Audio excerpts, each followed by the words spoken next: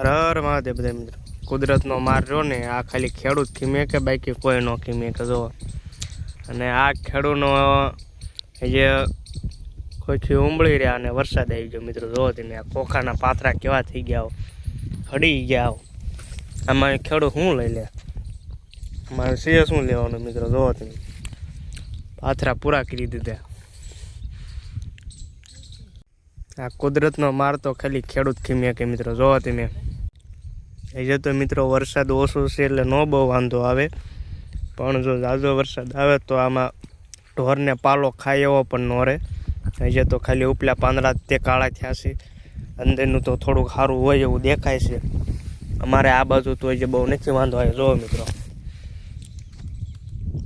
પાંદડા તો કાળા થઈ ગયા છે ઉપલ્યા, પણ એટલા સારા છે એટલે નહીં વાંધો આવે.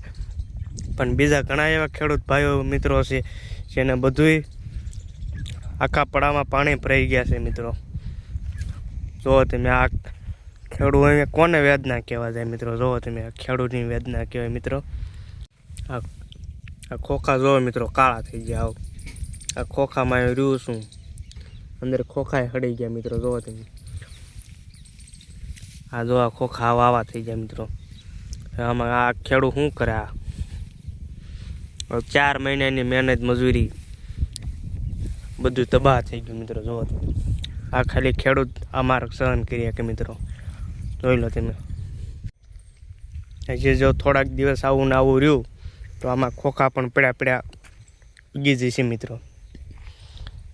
આ જો આ ખોખામાં શું રહ્યું, જો હાવ ખાલી થઈ ગયું બધું. એક તો ખોખા ઓછા બેઠા હોય, એમાંય ત્યાં વરસાદ આવે એટલે હાવ બધું પૂરું કરી નાખે મિત્રો. જોવો તમે આવું આ એક ખેડૂતને નહીં પણ ફરતા એરિયામાં લગભગ 50 કિલોમીટરના એરિયામાં બધા ખેડૂતને આવું જ થઈ ગયું છે મિત્રો. જોવો તમે આ કડદાનો માહોલ હતો એ તો હાલો આપણે યાર્ડના ચેરમેનને પણ જણાવી ગયું. હવે આ ખેડૂતને કુદરતના માર છે તો આ માર કોને કહેવા જાવ મિત્રો. જોવો તમે પેલા પૂંદડા અને રોજનો માર સહન કર્યો ને હવે કુદરતનો માર સહન કર્યો. આ ખેડૂતની હિંમત છે ભાઈ. ગમે એટલા ભગવાન તડપાવાના તોય ખેડૂત નહીં હાર માને. સારું મિત્રો, આપણા વિડીયો અમે જોતા રહીજો. જય જવાન જય કિસાન.